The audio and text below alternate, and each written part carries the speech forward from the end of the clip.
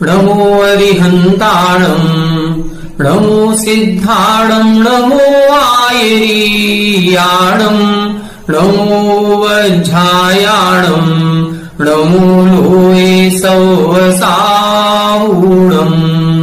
मोक्षमार्गस्य नेतारम् वेत्तारम् कर्म भूभृताम् ज्ञातारम् विश्वतत्त्वानाम् वंदे तत्गुणलब्धये। 1008 श्री मूलनायक आदिनाथ भगवान की जय। द्वासांग जिनवाणी माता की जय। आचार्य श्रेष्ठ आचार्य गुरुवर श्री 108 पूज्यपाद स्वामी महाराज की जय। आचार्य श्रेष्ठ आचार्य गुरुवर श्री 108 विद्यासागर जी महाराज की जय। जगत पूज्य निर्यापक श्रमण मुनि पुंगव श्री 108 सुधा सागर जी महाराज की जय। समस्त मुनि संघ की जय। आलोक मोदी स्वाध्याय सुधा यूट्यूब चैनल पर आप सभी दर्शकों का एक बार पुनः हार्दिक स्वागत, हार्दिक अभिनंदन।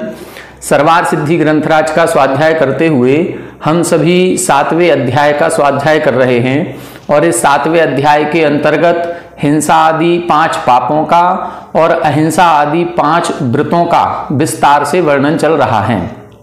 यहाँ पर इन्होंने व्रतों का वर्णन करते हुए बताया था कि जो हिंसादि 5 पाप हैं, इन 5 पापों का एक देश अथवा सर्वदेश त्याग कर देना ही व्रत कहलाता है। जब हम एक देश त्याग करते हैं तो अणुव्रत कहलाता है और जब सर्वदेश त्याग करते हैं तो महाव्रत कहलाते हैं। इन व्रतों की दृढ़ता के लिए 5-5 भावनाएं बताई थीं और इन 5 भावनाओं के साथ साथ अन्य कुछ भावनाएं और बताई थीं जिनसे ये व्रत दृढ़ रहते हैं और इनमें शिथिलाचार नहीं आने पाता। फिर इसके बाद हिंसादि 5 पाप कैसे हैं, इनका स्वरूप बतलाया और इनका स्वरूप बतलाने के बाद फिर व्रती जीव कैसा होता है उस व्रती जीव का वर्णन किया था। जैसे व्रत 2 प्रकार के हैं, इसी प्रकार से व्रती जीव भी 2 प्रकार का होता है, अगारी और अनगारी। जो अणुव्रतों को ग्रहण करता है उसे हम अगारी कहते हैं, जो महाव्रतों को ग्रहण करता है और घर गृहस्थी आदि को छोड़ देता है उसे हम महाव्रती कहते हैं। जो अणुव्रती होता है, यहाँ पर एक प्रश्न उठाया था कि क्या हम एक पाप का त्याग करेंगे तो क्या हमारे एक अणुव्रत माना जाएगा? यदि हम हिंसा पाप का त्याग कर देते हैं तो क्या हम अहिंसाणुव्रती हो जाएंगे? या परिग्रह पाप की हम सीमा बना लेते हैं तो क्या हम परिग्रह परिमाण अणुव्रती हो जाएंगे? तब इन्होंने कहा था नहीं, 5 पापों का त्याग करना अत्यंत आवश्यक है। एक पाप के त्याग से हम व्रती नहीं कहलाएंगे। 5 पापों का या तो स्थूल रूप से त्याग करें या 5 पापों का सूक्ष्म रूप से त्याग करें, तभी हमारे व्रती संज्ञा बनेगी। इसके साथ साथ निःशल्य होना आवश्यक है। शल्य के 3 भेद बताए थे, माया शल्य, मिथ्या शल्य और निदान शल्य। इन तीनों शल्यों से रहित भी हो और 5 पापों का त्यागी भी हो या अहिंसा आदि 5 व्रतों को धारण करने वाला हो, तभी व्रती संज्ञा को प्राप्त होता है। यदि गृहस्थ है तो क्या हम इन 5 अणुव्रतों को ग्रहण करके और 3 शल्यों का त्याग करके हम पंचम गुण स्थान वाले बन सकते हैं? तब इन्होंने कहा था तो भी हमारा पंचम गुण स्थान नहीं होगा। क्यों नहीं होगा? क्योंकि इधर इन्होंने बताया था कि ये जो 5 अणुव्रत हैं, इन 5 अणुव्रतों के साथ साथ 7 शील व्रतों का धारण करना अत्यंत आवश्यक है। 7 शील व्रत कौन से हैं? 3 गुणव्रत और 4 शिक्षा व्रत, ये 7 शील व्रतों के अंतर्गत आते हैं। यहाँ पर 3 गुणव्रतों में इन्होंने बताया था दिग्व्रत, देशव्रत और अनर्थ दंड व्रति व्रत। गुणव्रत उन्हें कहते हैं जो अणुव्रतों में दृढ़ता प्रदान करते हैं, वो अणुव्रत कहलाते हैं।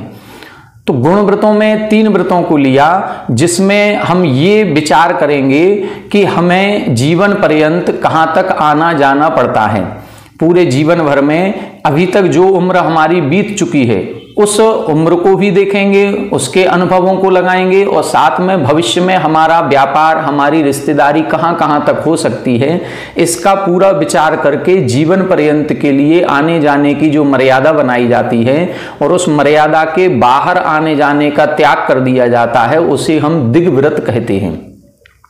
दिग्व्रत के अंतर्गत अब ये जो सीमा ली जाती है ये जीवन पर्यंत के लिए ली जाती है। अब इसके अंतर्गत भी इस क्षेत्र को और समय को, दोनों की मर्यादा को कम करेंगे। यहाँ जीवन भर के लिए था और आने जाने की जो मर्यादा थी वो भी बृहद होती है कि हम पूरे भारत देश के बाहर नहीं जाएंगे।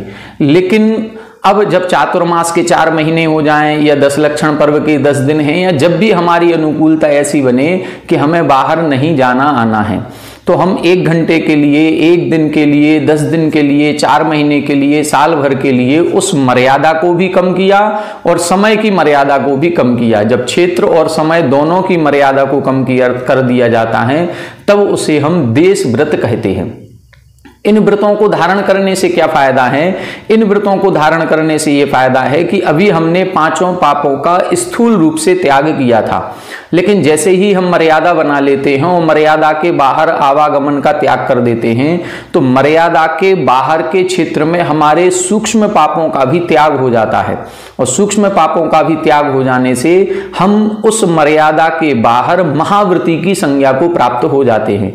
मतलब हमारा जो आचरण होगा वो बिल्कुल मुनियों के जैसा होगा।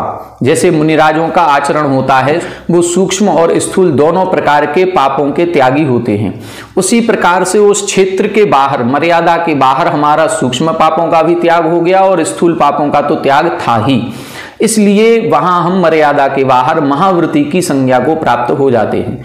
मुनि बने नहीं हैं लेकिन उपचार से मुनि के समान हमारा आचरण हो जाता है, इसलिए महाव्रती कहा गया है। अब यदि मान लो हमने देश व्रत लिया है और हमने आज नियम लिया कि हम इस एक कमरे के बाहर नहीं जाएंगे 2 घंटे तक, तो 2 घंटे तक इस कमरे के बाहर का जो क्षेत्र है वहां पर जो भी पाप क्रियाएं हो रही थी उसमें हमारा राग द्वेष का त्याग हो जाने के कारण से हम महाव्रती की संज्ञा को प्राप्त होंगे। अब हम गृहस्थ कितने से क्षेत्र में है? मात्र 1 कमरे के बराबर इस क्षेत्र में ही गृहस्थ हैं और उसके बाहर संपूर्ण पृथ्वी जो भी है उसमें हम महाव्रतों की संज्ञा को प्राप्त हो जाते हैं। इसके साथ ही अनर्थ दंड व्रतों का भी वर्णन किया गया था कि ये तो हमने अपनी सीमा बांधी और सीमा के बाहर के सूक्ष्म और स्थूल पापों का त्याग किया, लेकिन सीमा के अंदर अब हमारी कैसी प्रवृत्ति होगी? हमने एक सीमा बांध ली कि हम इस कमरे के बाहर नहीं जाएंगे, लेकिन इस कमरे के अंदर भी जो हमारी प्रवृत्ति होगी वो भी प्रयोजन भूत होनी चाहिए। अब प्रयोजन भूत प्रवृत्ति नहीं करेंगे हम, बिना मतलब का उस कमरे के अंदर भी घूमेंगे नहीं, बिना मतलब का उस कमरे के अंदर बिना प्रयोजन के फैन आदि नहीं चलाएंगे, बिना प्रयोजन के हम पानी आदि का व्यर्थ में नहीं ढोलेंगे। तो इस प्रकार से हमें ये देखना पड़ेगा कि उस क्षेत्र के अंतर्गत, जिस क्षेत्र में हमने अपने अणुव्रतों का पालन हम कर रहे हैं उसके अंतर्गत बिना प्रयोजन के, बिना उद्देश्य के कोई भी व्यर्थ की क्रिया हम नहीं करेंगे। ऐसी व्यर्थ की क्रिया जिसके करने पर लाभ कुछ भी नहीं है, केवल पाप का अर्जन हो रहा है। ऐसी क्रियाएं 5 प्रकार की बताई थी: प्रमादचर्या, अपध्यान, दुष्श्रुति, हिंसोपकरण दान और पापोपदेश। ऐसी 5 क्रियाओं का वर्णन हमने पूर्व कक्षा में पढ़ा था।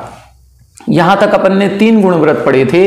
अब आज की कक्षा में हम 4 शिक्षा व्रतों को पढ़ेंगे, जिसमें सामायिक, प्रोषधोपवास, भोगोपभोग परिमाण और अतिथि संविभाग, इन 4 व्रतों का वर्णन किया गया है।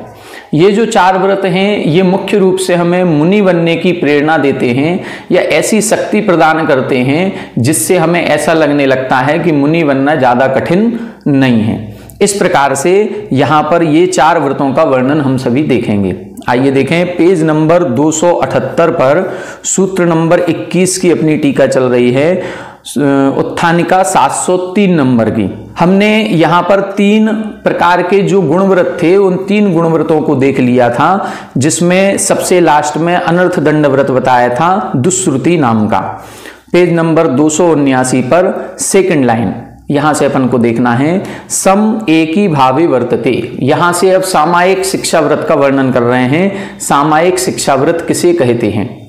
तो यहां पर अपन को देखना है सम एकी भावे वर्तते। सम का मतलब होता है एक रूप में रहना, जहां पर एकत्व की प्राप्ति होती है उस वहां पर सम उपसर्ग लगाया जाता है। और अय का मतलब है अयनम, अयनम का मतलब होता है गमनम। जब हम एकत्व की ओर गमन करते हैं उसको बोलते हैं सामायिक। अभी हम पर पदार्थों को अपना मान रहे हैं, अब हमें क्या करना है, इन पर पदार्थों से मोह को त्याग करके स्वयं को स्वयं में लीन करना है। बस स्वयं अपनी ओर ही आना है, इसको हम सामायिक बोलते हैं। मतलब सम एकी भावे वर्तते, एकत्व की प्राप्ति हमें करनी है। एकत्व की प्राप्ति का मतलब हमारी आत्मा ही हमारी आत्मा है, अन्य कोई पदार्थ मेरा नहीं है। तद यथा संगतम घृतम संगतम तैलम इति उच्यते एकीभूतम इति गम्यते। शास्त्रों में या व्याकरण में इस प्रकार से कहा जाता है, घृत घी संगत है, तेल संगत है, तो यहां जो संगत का अर्थ लिया गया है वहां एक ही भूत अर्थ लिया गया है। अब ये किस अपेक्षा से लिया गया है, किस संदर्भ में यह उदाहरण दिया गया, ये हमको ज्ञात नहीं है कि तेल संगत है, घी संगत है, ये किस संदर्भ में है, लेकिन जिस भी संदर्भ में है वहां पर एक ही भूत अर्थ लिया जाता है। एकत्वेन अयनम गयनम समयः समय एव सामायिकम, समयः प्रयोजनम अस्य इति वा विग्रह्य सामायिकम। एकत्वेन अयनम गयनम, एकत्वेन एक रूप में गमन होना ही समय कहलाता है। समय शब्द की व्युत्पत्ति क्या हो गई, सम अय, अय का मतलब अयनम, अयनम का मतलब गमनम, और सम का मतलब एकीभूत, मतलब एकत्व में गमन करना, अपनी आत्मा में ही लीन होना, इसको हम समय कहते हैं। समय ही सामायिक कहलाती है, अथवा समय जिसका प्रयोजन है उसको हम सामायिक कहते हैं। इस प्रकार से ये विग्रह बनता है इसका। इयति देशे एतावती काले इति अवधारिते सामायिके स्थितस्य महाव्रतत्वं पूर्ववत वेदितव्यम।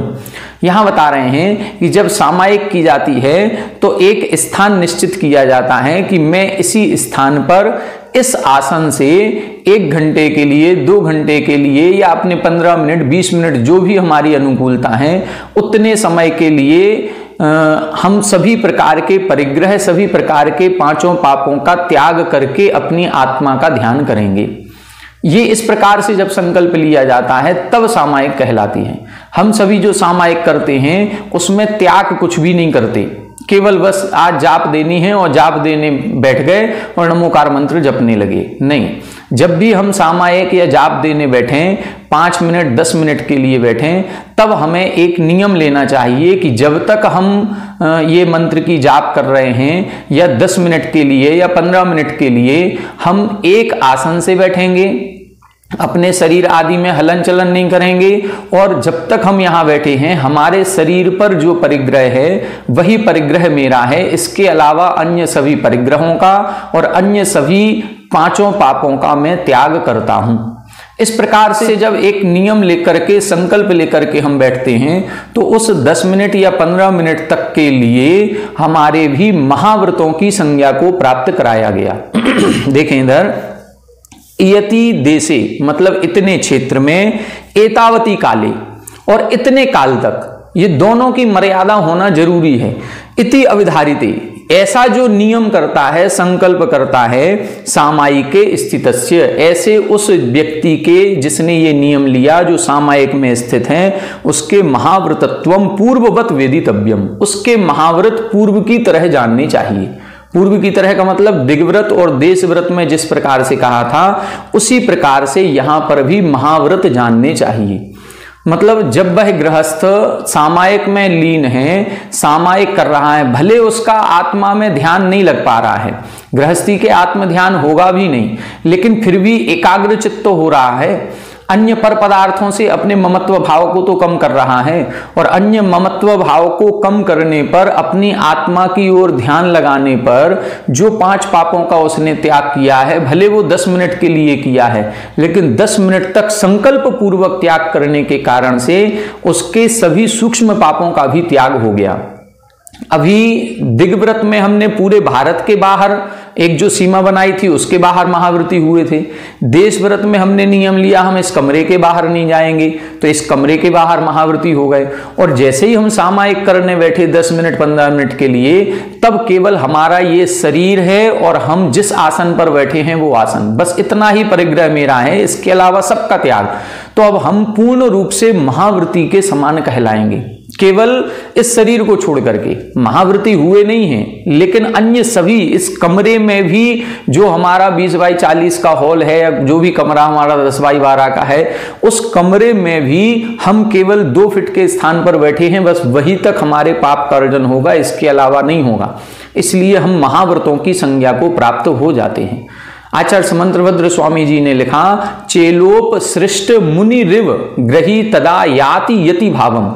सामायिक का वर्णन जहां उन्होंने किया तो उन्होंने यही कहा कि वह गृहस्थ भी एक मुनि भाव को प्राप्त हो जाता है। कैसे? चेलोप सृष्ट मतलब वस्त्र से ढके हुए के समान। जैसे कोई मुनिराज जिन्होंने महाव्रत लिया हुआ है, वो जब सामायिक आदि करने बैठते हैं, सामायिक करते समय, ध्यान करते समय कोई यदि मनचला व्यक्ति आए और उनके ऊपर कोई कपड़ा उड़ा दे तो क्या उनका महाव्रत खंडित हो जाएगा? नहीं, खंडित नहीं होगा। ये उपसर्ग कर दिया तो वो जैसे वस्त्र से ढके हुए मुनि वो हैं, उसी प्रकार से यहां पर भी गृहस्थ को ये संज्ञा दी है कि ये भी उसी प्रकार से है, क्योंकि केवल ये जो वस्त्र उसके शरीर पर है वही इसका परिग्रह है, इसके अलावा इसका सबका त्याग है। तो इसके बाहर के क्षेत्र में वह चेलोप सृष्ट मुनिरिव मतलब उस वस्त्र से ढके हुए मुनि के समान कहा गया है। इसलिए इधर भी उन्होंने महाव्रतों की संज्ञा दी है। कितनी बड़ी बात है, यदि हम व्रत प्रतिमाएं ले लेते हैं और दिग्व्रत देश व्रत का पालन करते हैं और सामायिक में यदि लीन हो जाते हैं तो उस समय हम गृहस्थ रहते हुए भी महाव्रती की संज्ञा को प्राप्त हो रहे हैं। हमारी सामर्थ्य नहीं थी मुनि बनने की, लेकिन फिर भी हमने जो एक छोटा सा भी संकल्प लिया है वो संकल्प हमें महाव्रती के समान बना देता है। अणु स्थूल लिखा है कुतः, किस कारण से महाव्रतों की संज्ञा है? तो अणु स्थूल कृत हिंसादि निवृत्ते। अणु और स्थूल दोनों प्रकार की, सूक्ष्म और स्थूल दोनों प्रकार की हिंसा आदि की निवृत्ति हो जाने से, सभी प्रकार के पापों की निवृत्ति हो जाने से उसे महाव्रतों की संज्ञा प्रदान की गई है। संयम प्रसंगिति चेत, अब प्रश्न कर रहे हैं फिर तो इसको संयमी कहलाना पड़ेगा। जब महाव्रतों की संज्ञा दे दी तो क्या ये संयमी हो गया? इसके तो संयम का प्रसंग आ जाएगा। तब लिख रहे हैं ना, ऐसा नहीं है, संयमी वो नहीं है।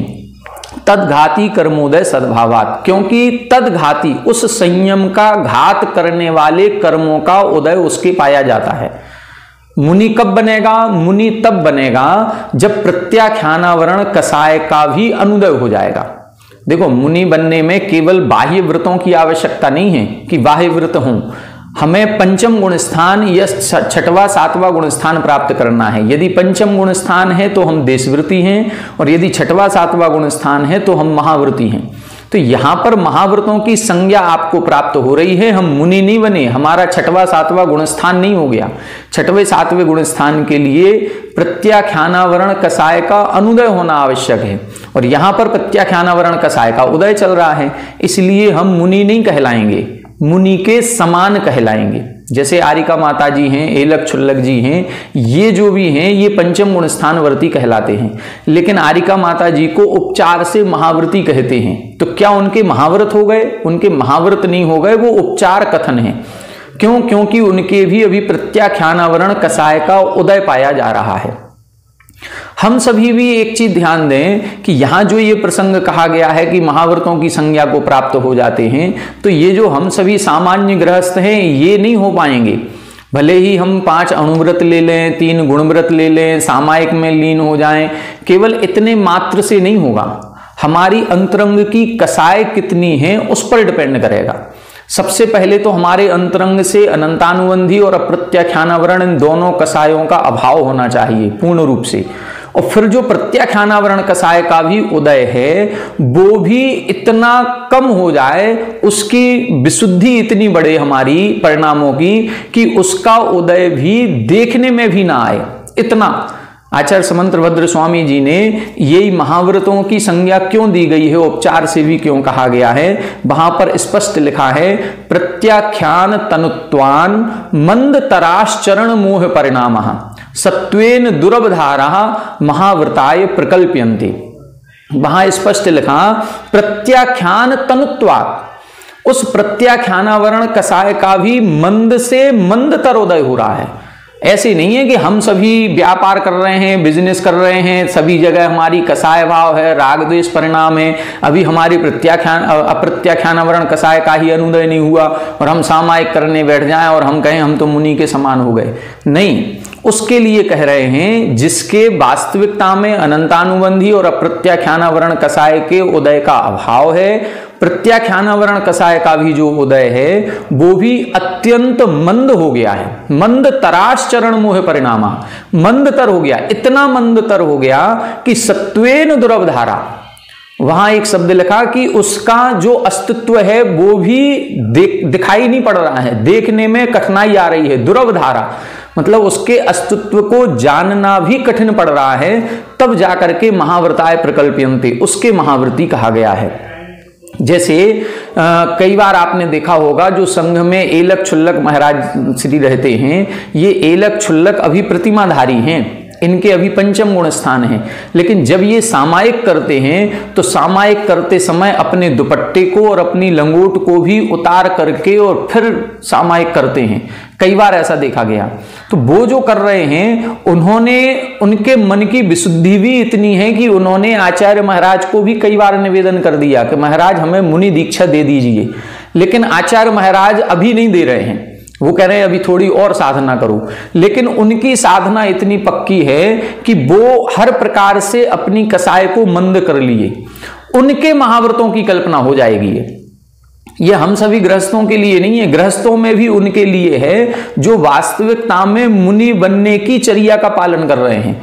गृहस्थ रहते हुए भी गृहस्थ में पल पल सावधानी पूर्वक अपनी चर्या का पालन करते हैं और मन में भी सूक्ष्म पापों के त्याग के प्रति जिनका चित्त बिल्कुल उद्यत रहता है कि हम कब सूक्ष्म पापों का भी त्याग कर दें, उन ऐसे जीवों के जाकर के ये महाव्रतों की कल्पना उपचार से की गई है।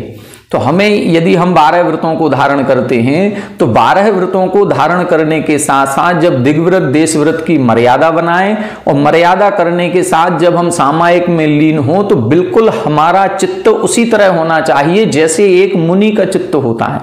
यदि वैसे परिणाम हमारे होते हैं तो उस समय हम मुनि नहीं होते हुए भी हमें मुनि व्रत की कल्पना यहां पर की गई है, ये उपचार कथन किया गया है। तो क्या लिखा, संयम प्रसंगिति चेत, यदि हम महाव्रतों की कल्पना करेंगे फिर तो संयम का प्रसंग आएगा। तब लिखा ना, नहीं आएगा। क्यों नहीं आएगा? क्योंकि तद्घाती कर्मोदय सद्भावात, क्योंकि संयम का घात करने वाले जो कर्म हैं उनके उदय का सद्भाव है। कौन सा कर्म है वो कर्म है प्रत्याख्यानावरण कसाय का उदय। महाव्रतत्व अभाविति चेत, और यदि, अब इनका दूसरा प्रश्न है कि जब यदि संयम के घात करने वाले कर्मों का सद्भाव है तो फिर महाव्रतत्व अभाव, फिर तो महाव्रतों का अभाव हो गया। फिर आप ये क्यों कह रहे हो कि ये महाव्रती के समान है? एक तरफ तो आप महाव्रती के समान कह रहे हो, दूसरा हमने कहा ये संयमी हो गया, तो बोले नहीं संयमी नहीं होगा क्योंकि उसके घात करने वाले कर्मों का उदय पाया जाता है। अब यदि कर्मों का उदय पाया जाता है तो फिर उसके महाव्रतत्व क्यों कह रहे हो? ये दोनों आपस में विरोधी हैं। तब इधर लिख रहे हैं तन्ना, ऐसा नहीं है, उपचारात, उपचार से हमने उसको महाव्रती कहा है। राजकुले सर्वगत चैत्र अभिधानवत, जैसे राजकुले, राजकुल में सर्वगत चैत्र अभिधानवत, चैत्र जो है इसको राजा का पुत्र भी कहा जाता है या कोई मंत्री आदि ऐसा हो सकता है जिसको ये कहा जाता है कि जो राजा का प्रिय है और संपूर्ण राज्य में कहीं भी आ सकता है, कहीं भी जा सकता है बिना किसी रोक टोक के। तो जैसे उसको ये कहा जाता है कि ये कहीं भी जा सकता है, कहीं भी आ सकता है, ये उपचार कथन है। वास्तविकता में वह पुत्र हो या कोई खास व्यक्ति भी हो तो वो भी संपूर्ण राज्य में कहीं नहीं जा सकता है। कुछ स्थान ऐसे होते हैं जैसे रनिवास होता है, अंतःपुर जिसे हम कहते हैं, वहां अंतःपुर में केवल रानियों का वास होता है, वहां पर सभी के जाने की अनुमति नहीं होती, राजा के अलावा अन्य कोई नहीं जाएगा। तो यहां पर वही चीज लिखी गई है कि ये उपचार कथन है। कहा जाता है कि वो सर्वगत है, मतलब कहीं भी जा सकता है, लेकिन वो भी सभी जगह नहीं जा सकता। इसी प्रकार से कहा जा रहा है कि ये महाव्रतों की उपमा जैसा है, महाव्रतों की संज्ञा को प्राप्त है, वास्तविकता में इसके महाव्रत नहीं है। इस प्रकार से सामायिक का वर्णन समझना चाहिए। सामायिक का और विस्तार से विधि जो है वो हम श्रावकाचार ग्रंथ में आचार्य समंतभद्र स्वामी जी ने जो 8-10 श्लोक इसके संबंध में लिखे हैं उसमें हम बहुत अच्छी तरह से पढ़ करके आए हैं, और इसका विस्तार अपन समझेंगे जब इसके अपन अतिचारों का वर्णन पढ़ेंगे, तब इसकी विधि और उसमें लगने वाले दोषों को अपन और विस्तार से पढ़ेंगे। आगे देखें, अगला व्रत है प्रोषधोपवास व्रत। प्रोषध शब्द पर्व पर्यायवाची। प्रोषधोपवास, ये जो दो शब्द हैं, एक प्रोषध और एक उपवास।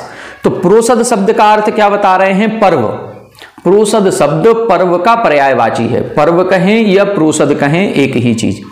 शब्दादि ग्रहणम प्रति निर्वृत्त औत्सुक्यानि पंचाणि इंद्रियाणि उपेत्य तस्मिन् वसंती इति उपवासः। उपवास किसे कहते हैं? प्रोषध की परिभाषा बता दी। प्रोषध का मतलब है पर्व, और उपवास किसे कहते हैं? शब्दादि ग्रहणम प्रति निवृत्त औत्सुक्यानि। जो हमारी 5 इंद्रियां हैं, इन 5 इंद्रियों के जो विषय भोग हैं, इन विषय भोगों को ग्रहण करने में हम निवृत्त औत्सुक्यानि, हमारी कोई भी रुचि नहीं है।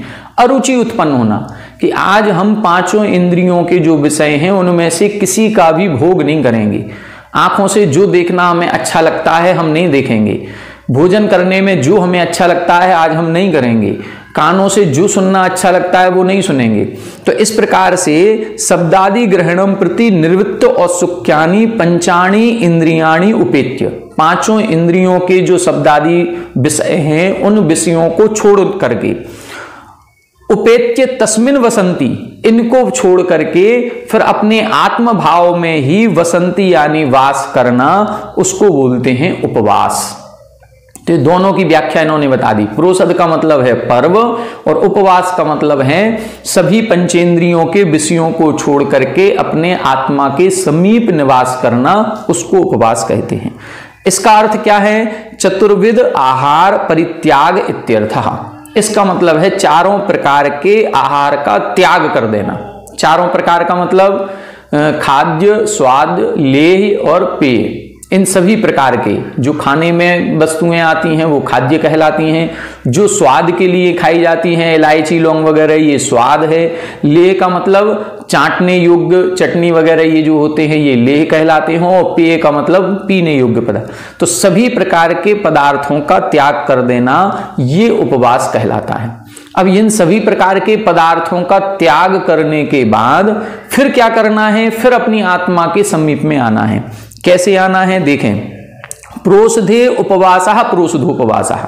अब प्रोषधे का मतलब पर्व के दिनों में उपवास करना, ये प्रोषधोपवास कहलाता है। प्रोषध का मतलब क्या बताया था? पर्व, और उपवास का मतलब है 4 प्रकार के आहार जल का त्याग करना। अब पर्व के दिनों में इस प्रकार का उपवास ग्रहण करना, उसको हम प्रोषधोपवास कहते हैं। प्रोषध का मतलब एक तरह से ये भी कहा जाता है एकासन, जहां 24 घंटे के लिए आहार जल का त्याग किया जाता है वो प्रोषध एकासन। उपवास का मतलब है जहां 36 घंटे के लिए सभी प्रकार के आहार जल का त्याग होता है वो है उपवास। और जहां पर प्रोषध और उपवास मतलब एकासन के साथ में उपवास करना, ये प्रोषधोपवास मतलब 48 घंटे के लिए सभी प्रकार के आहार जल का त्याग करना। 24 घंटे, 36 घंटे, 48 घंटे, 24 घंटे प्रोषध। जब हम एकासन करते हैं तो आज हम एकासन करना है, तो आज हमने भोजन किया है 11 बजे, अब हम शाम को कुछ नहीं खाएंगे, अब हम कल पुनः 11 बजे भोजन करेंगे। तो जो 24 घंटे के लिए हमने त्याग कर दिया है ये एकासन कहलाता है। उपवास में क्या होगा? हम आज शाम को भोजन करेंगे, कल का हमारा उपवास है, तो शाम को हमने 6 बजे भोजन किया है, 6 बजे के बाद हमने अब सब कुछ त्याग कर दिया और कल का हमारा उपवास है, तो कल भी हम कुछ नहीं खाएंगे। परसों सुबह 6 बजे तक, जब तक हम देव दर्शन पूजन वगैरह नहीं कर लें, तो ऐसे 36 घंटे के लिए जब सभी प्रकार के आहार जल का त्याग होता है उसे उपवास कहते हैं। और प्रोषधोपवास, प्रोषध के साथ उपवास, एकासन के साथ उपवास। तो आज हमने प्रोषध किया है, आज अभी हम 11 बजे भोजन करेंगे और हम एकासन करेंगे, तो आज का हमारा शाम का सब कुछ त्याग, कल हम उपवास रखेंगे, 24 घंटे कल भी कुछ नहीं खाएंगे, अब परसों हम सुबह पुनः कुछ ग्रहण करेंगे। इसका मतलब है 48 घंटे के लिए जब त्याग कर दिया जाता है उसे हम प्रोषधोपवास कहते हैं।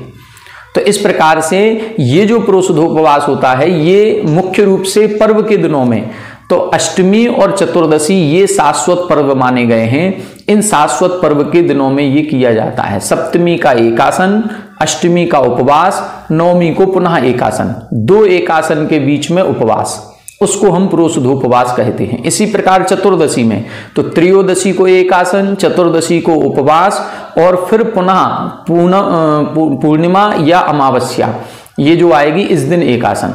तो यहां जो ये उपवास किया जाता है उसको हम प्रोषधोपवास कहते हैं।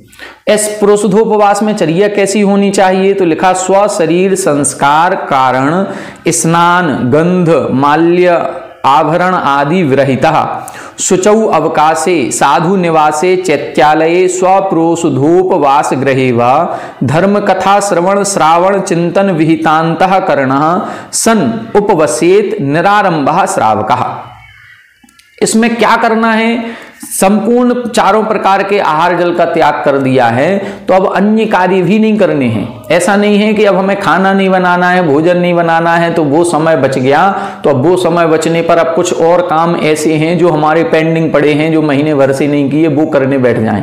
नहीं, क्या करना है? स्व शरीर संस्कार कारण, सबसे पहले तो अपने शरीर को सजाने के जो कारण हैं, ऐसे स्नान गंध माल्य आभरण आदि विरहिता, मतलब उस दिन स्नान का भी हम त्याग कर दें।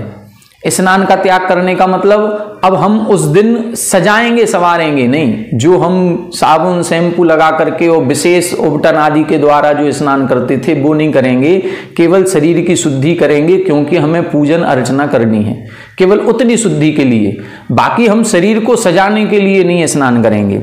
दूसरा गंध माल्य आभरण आदि, उस समय क्या होता था, जिस समय ये ग्रंथ लिखा गया उस समय ये साबुन शैम्पू नहीं चलते थे। उस समय तो मुल्तानी मिट्टी से या किसी अन्य चीजों से स्नान किया जाता था, हल्दी आदि का उपटन लगाया जाता था, तो वो चीज भी नहीं लगाएंगे। गंध का मतलब वही है।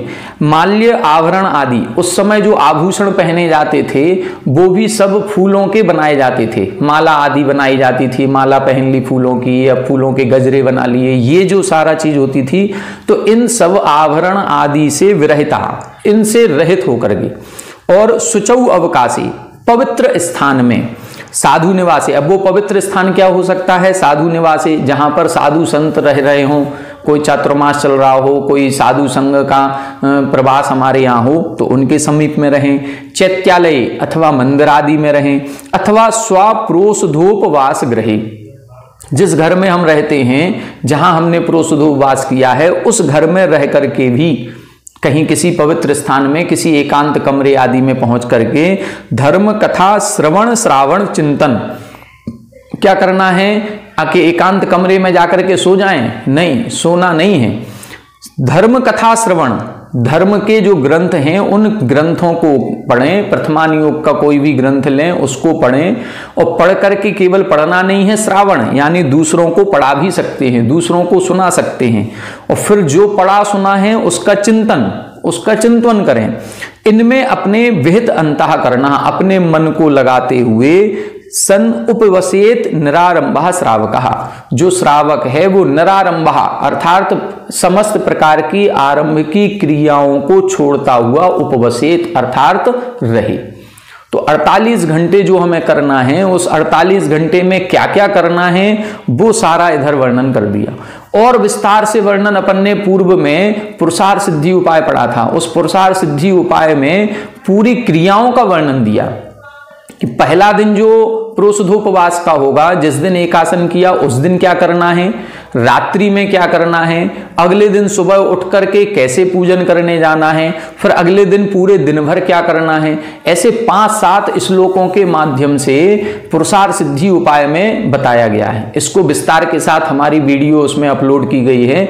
आप उसके श्लोक निकाल करके उसको व्याख्यान को पढ़ेंगे सुनेंगे तो आपको लगेगा कि उसमें रात्रि के पहर में सोना भी वर्जित कहा गया।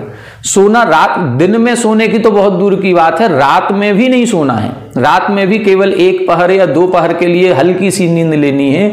बाकी धर्म ध्यान पूर्वक चिंतन मनन करते हुए अपने उस 24 घंटे, 36 घंटे, 48 घंटे का समय निकालना है। इसको बोलते हैं प्रोषधोपवास। तो इस प्रकार से 2 व्रत अपन ने आज की कक्षा में इसमें समझे, एक सामायिक और एक प्रोषधोपवास। तो सामायिक में हमने बताया कि सामायिक में एकांत स्थान पर, ऐसे स्थान पर जहां पर कोई डिस्टरबेंस नहीं हो, जहां पर मन की एकाग्रता बनी रहे, चंचलता ना उत्पन्न हो, ऐसे स्थान पर एक आसन से कुछ नियमित समय के लिए संकल्प पूर्वक सभी प्रकार के 5 पापों का त्याग करके बैठ जाना, उसको बोलते हैं सामायिक। इस सामायिक में चिंतन क्या करें? तो हम यदि आत्म ध्यान नहीं कर सकते हैं तो हम 12 भावनाओं का चिंतन करें, जो ग्रंथों में हमने पढ़ा है उसका चिंतन करें इसमें, अथवा हम जो नमोकार मंत्र या किसी मंत्र की जाप करते हैं तो उसमें अपने मन को लगाएं। बस मन को शुभ में लगाना है, अशुभ से निवृत्त करना है। इतना ध्यान रखेंगे तो हमारी सामायिक हो जाएगी। और दूसरा प्रोषधोपवास का बताई दिया, अष्टमी चतुर्दशी पर्व के दिनों में जो 4 प्रकार के आहार जल का त्याग किया जाता है उसे हम उपवास या प्रोषधोपवास कहते हैं। अभी 2 व्रत इसके और रह गए हैं, जिसमें भोगोपभोग परिमाण व्रत और दूसरा आएगा अतिथि समविभाग व्रत। इसकी चर्चा अपन आगे आने वाली कक्षा में करेंगे। आज की कक्षा में इतना ही। आप सभी हमारे साथ बने रहें। सभी को जय जिनेन्द्र।